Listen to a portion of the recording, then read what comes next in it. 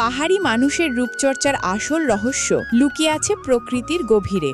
আসুন আজ আপনাদের নিয়ে চলি সেই পাহাড়ি বনবিথিতে, যেখানে জন্ম নেয় একদম ঘরোয়া খাঁটি ফেস পাউডার। প্রথমে পাহাড়ি জঙ্গল থেকে আনি নাশপাতি ক্যাকটাস।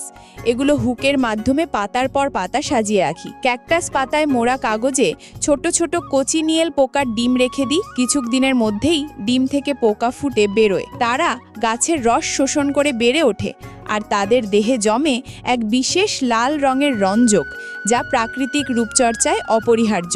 1 মাস পর পোকাগুলি বড় হলে সাবধানে একটা কাঠি দিয়ে পাতা থেকে তুলে নিই। তারপর পোকাগুলিকে পাত্রে নিয়ে রোদে শুকিয়ে ফেলি। এবার পাশের পুকুর থেকে কুড়িয়ে আনি বড় বড় শামুকের খোল। এগুলো কাঠের কয়লার সাথে আগুনে পুড়িয়ে শক্ত খোলকে গুঁড়ো করে নিই। তৈরি হয় খাঁটি ক্যালসিয়াম কার্বনেট, ফেস পাউডারের জন্য একান্ত প্রয়োজনীয় উপাদান। এরপর কিছুটা পরিমাণ কর্ন স্টার্চ আর ট্যালকাম পাউডার আলাদা পাত্রে জল মিশিয়ে রেখে দিই। 3 ঘন্টা পর উপরের জল ছেঁকে নিয়ে মূল পদার্থ বের করি।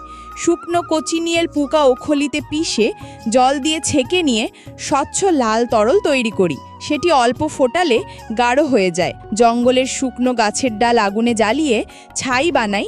তাতে থাকে অ্যালকালাইন, যা ফেস পাউডারে গুরুত্বপূর্ণ। এবার চালের জল দিয়ে ছাইকে ভালো করে মেখে ছোট গোল বল বানিয়ে অগ্নিতে পুড়িয়ে নিই। সকালে সেগুলো তুলে ওখলিতে পিষে নিই এবং চালুনি দিয়ে মিহি গুঁড়ো আলাদা করি। এখন শুরু আসল কাজ। সব উপাদান একত্রে ওখলিতে একে একে মেশাই। মিশ্রণে যোগ করি কোচিনিয়েল পোকার লাল লিকুইড।